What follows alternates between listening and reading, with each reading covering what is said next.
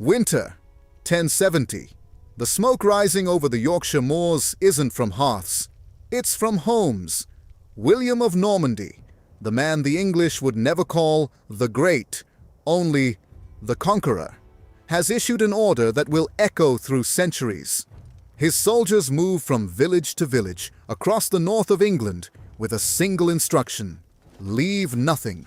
Burn the crops, slaughter the livestock, salt the fields, pull down the mills, leave no roof standing, no store of grain, no living thing that could sustain a man through winter. This is not a battle. This is something colder. Historians call it the harrying of the North. The people who survived it had no name for it. They only knew what they could see, their world disappearing in fire and ash. 4 years had passed since the Battle of Hastings, since Harold Godwinson fell with an arrow through his eye, and the last Anglo-Saxon king of England died on a hill in Sussex. 4 years since William had placed a crown on his own head in Westminster Abbey, while the English nobles watching outside heard the Norman cheers and mistook them for rebellion. 4 years of occupation, of new lords with French names taking lands that Saxon families had held for generations, and the North had had enough. In 1069, the Anglo-Saxon earls Edgar the Etheling and Waltheof of Northumbria rose in open revolt. They invited the Danish king Svein II, whose own family had a claim to the English throne, to land his fleet on the Yorkshire coast. For a brief, burning moment, it looked like the conquest could be reversed. It couldn't. William moved north with a force that left no room for negotiation. He paid off the Danes, who sailed home with silver and left their English allies to face the winter alone. Then he turned his full attention to the population that had dared to resist him. The harrying of the North lasted from the winter of 1069 into 1070. The chronicler Orderic Vitalis, writing a generation later, described what he saw in the records and heard from survivors. More than 100,000 people dead, not from swords, but from starvation, from the freezing cold, from the complete and deliberate destruction of every resource that might keep a human being alive. Entire villages simply vanished. 17 years later, when William commissioned the Domesday Book, his great survey of England's lands and wealth, the word used for dozens of northern settlements was the same, repeated like a verdict: waste. Vasta est. It is waste. Picture what that means. Not a battlefield, not a siege. A farmhouse where a family lived, where children were born, where bread was baked, where names were carved into wooden doorposts, reduced to a notation in a royal ledger. Waste. The man who had taken England was now consuming it. But here is what the Domesday Book could never record. Not everyone ran. Not everyone starved. Not everyone accepted that the world William was building was the only world left. Some of them disappeared into the forests. Some retreated into the fens, the vast, treacherous wetlands of East Anglia, where the ground swallowed armies and the mist hid everything. Some passed information in whispers between villages, in a language the Norman lords were beginning to ban from the courts and documents of the land they now owned. They were still there, and they were waiting. To understand what resistance meant in 1070, you first have to understand what surrender looked like. It didn't look like defeat, not on the surface. Markets still opened. Churches still held Mass, in Latin, which meant the Normans and the English at least shared a liturgy, if nothing else. Children were still born.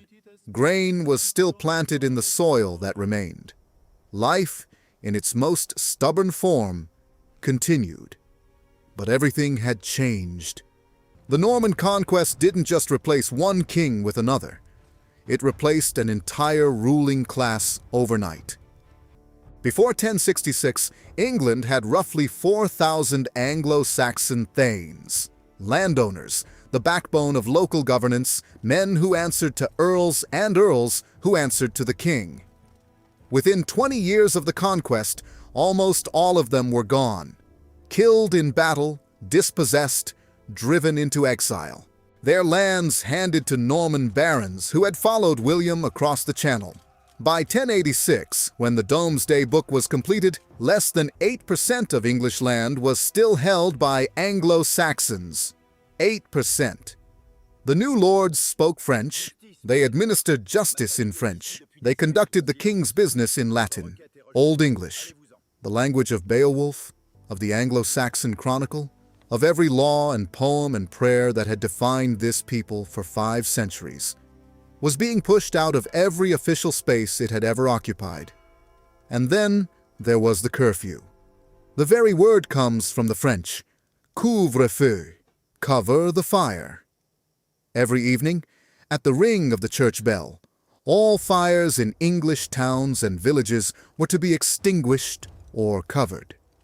The official reason was fire safety. The real reason was control. When fires go out, people go inside. When people go inside, they stop talking to each other. The Normans understood something that conquerors have always understood. Language and assembly are dangerous. Silence is safe, but silence is not the same as compliance. The Anglo-Saxon peasants who survived the harrying, who survived the dispossession, the curfews, the imposition of a feudal system more rigid than anything England had known, found ways to keep their world alive beneath the surface of the new one. They kept their names, not in official documents, which were now written in Latin or French, but in the names they called their children, their villages, their fields. Names like Elfred, Wulfric, Ethelstan. Names that carried centuries of identity in their syllables. They kept their laws. The old Anglo-Saxon legal traditions, trial by jury, the concept of collective local responsibility, the right to bear witness, did not disappear. They went underground, preserved in the customs of village communities that the Norman overlords largely left alone, because managing the countryside required cooperation, even from the conquered. They kept their stories. Around the fires they were supposed to cover at nightfall. In the alehouses the Normans frequented but rarely understood. In the whispered conversations between serfs in the fields, the Anglo-Saxons maintained an oral tradition of who they had been and what had been taken from them. And they kept their anger. A man who watched his father's land, handed to a Norman lord who could not pronounce his family's name, did not forget. A woman who was no longer permitted to own property, as Anglo-Saxon women once could, did not simply accept the new order as natural. Somewhere in the Fenlands of East Anglia, one man had already decided that acceptance was not an option. His name was Hereward. Almost nothing about Hereward the Wake is certain. That's part of what makes him dangerous, even now, 1,000 years later. What the records confirm is this.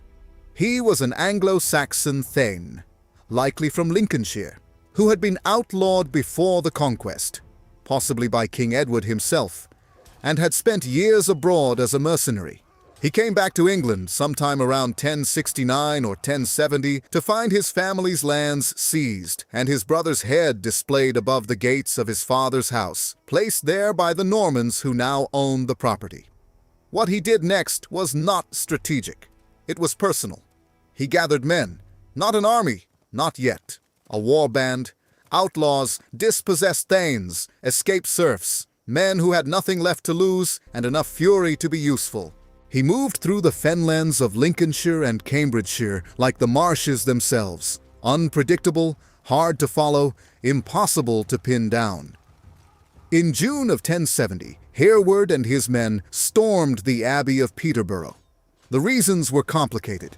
A new Norman abbot, Turold of Fécamp, a man described by contemporaries as more soldier than monk, had been appointed to replace the Anglo-Saxon abbot who had just died. Hereward struck before Turold could arrive and consolidate control, carrying off the abbey's treasures. Gold, silver, sacred relics. illuminated manuscripts. The official Norman account called it looting. Hereward, by his own account, was keeping the wealth of England out of Norman hands. Whether it was principle or plunder, the result was the same. He had struck at the heart of Norman religious authority, and he had gotten away. And then something unexpected happened. King Svein II of Denmark, the same king whose fleet had briefly allied with the northern earls the year before, the same King William had paid off to go home, sent his brother Asbjorn back to England with a fleet. Asbjorn sailed into the Humber estuary and then south and made contact with Hereward. For a few weeks in the summer of 1070, there was a genuine alliance. A Saxon outlaw and a Danish prince united against the Norman King of England. It didn't last. The Danes again took William's silver. They sailed away with the treasures of Peterborough aboard their ships, the very treasures Hereward had seized to protect them, and left the English rebels standing in the fens. But Hereward didn't collapse. He retreated to the Isle of Ely. The Isle of Ely was not, in 1070, an island in the conventional sense. It was a raised area of ground, maybe 2 miles wide, several miles long, surrounded on all sides by the fens. Miles of shallow lakes, reed beds, boggy ground that shifted under the feet of men who didn't know its paths. Local guides were the only ones who could navigate it safely. For everyone else, the fens were a trap. Hereward made it his fortress. Other rebels joined him. Morcar, the deposed Earl of Northumbria, arrived with his followers. So did men from across England, exiles, fugitives, anyone for whom the Norman order had no place. They built a community in the middle of the water. They trained, they raided, they survived, and in Winchester, in his stone castle above the city, William the Conqueror looked at his maps and understood. As long as Ely stood, the conquest was not complete. William did not underestimate the fens. He had fought in Normandy, in Maine, in Brittany. He understood terrain. He understood that a man who controls the ground controls the battle, and the ground around Ely was controlled entirely by Hereward and the people who knew its paths. So William did what conquerors do when force alone won't work. He built.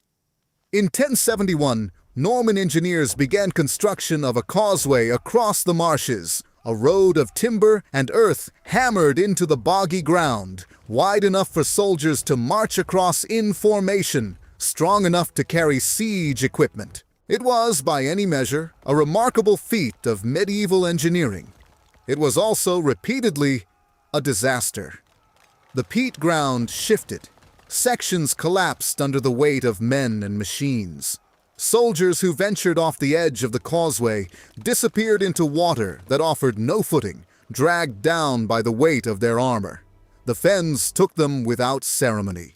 Hereward's men watched from the reed beds and struck at the workers whenever the opportunity arose. They knew every inch of the ground. The Normans knew none of it. For months, the siege went nowhere. But William had something. Hereward didn't. Patience and resources that did not run out. The rebels inside Ely were increasingly isolated. The raids that had sustained them were becoming harder to conduct without detection. Food stores were running low, and the men inside the camp, some of them at least, were beginning to calculate the odds.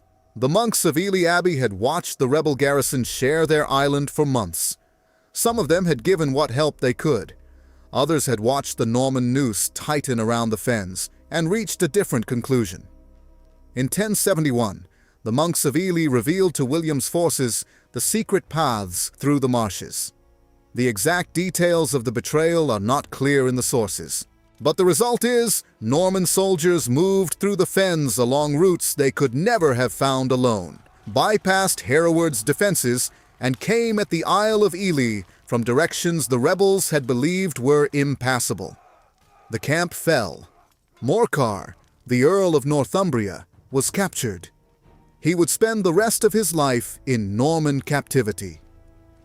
Most of the men who had sheltered in Ely were either killed or taken prisoner. The community that had formed in the marshes, the last organized Anglo-Saxon military resistance in England, was broken. Hereward was not among the captured. The sources disagree on what happened to him. Some say he escaped into the fens with a small group of followers and continued raiding for months or years. Some say he eventually made peace with William and recovered a portion of his lands. Some say he died fighting.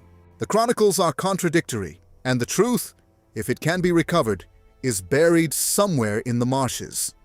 What is not buried is the weight of what the fall of Ely meant. The last armed resistance to the Norman conquest was over.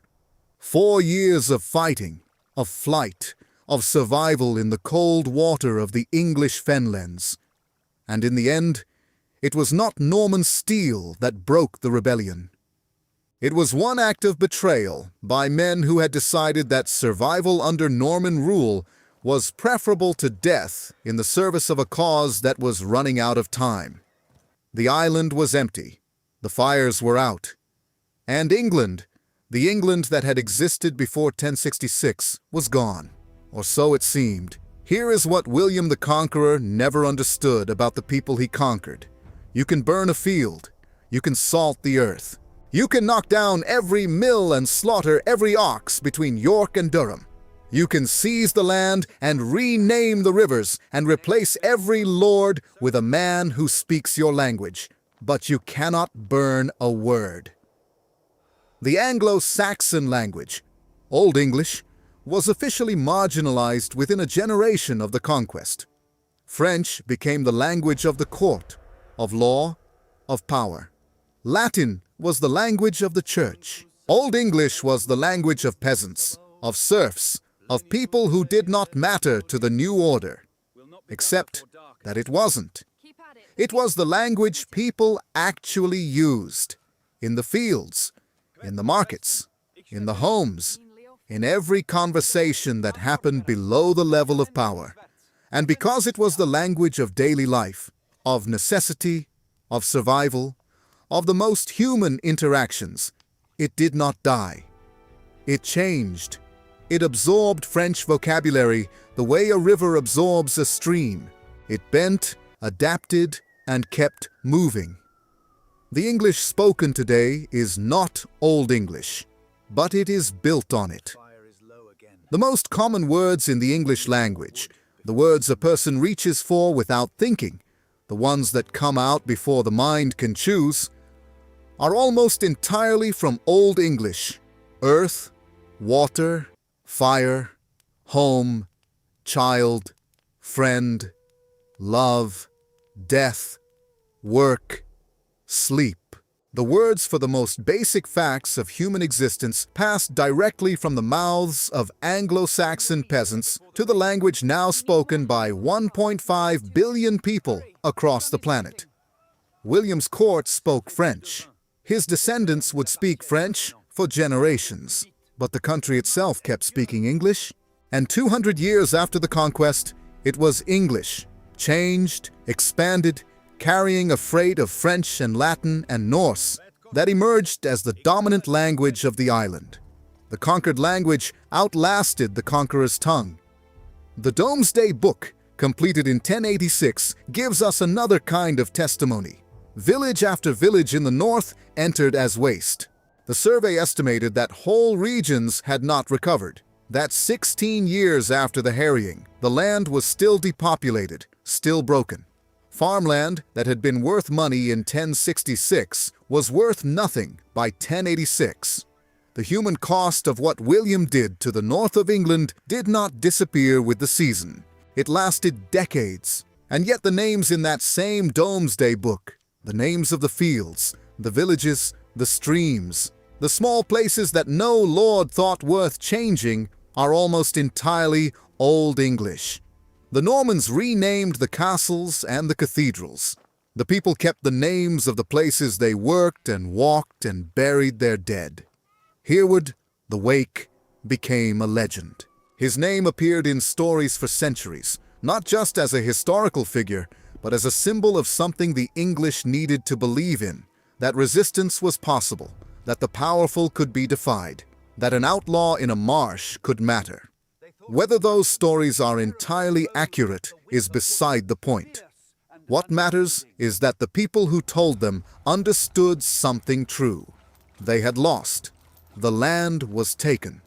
The leaders were dead or exiled or silenced. The laws had changed. The language had been pushed to the margins. And still, something survived. Not in a castle, not in a chronicle, not in the great stone churches the Normans built on the ruins of Saxon foundations. In the words themselves. In the language a conquered people refused to stop speaking. Even when speaking, it meant nothing to the people in power.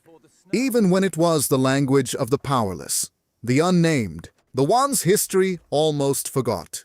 You are hearing that language right now. Every word of it. If this story moved you, if you felt the weight of what this people carried, subscribe to this channel and turn on notifications. Every week, we go back into history's forgotten corners and bring them into the light. Leave a comment below. Which moment hit you hardest? The burning villages of 1070? The betrayal at Ely? Or the quiet victory of a language that refused to die? Tell us. We read everyone.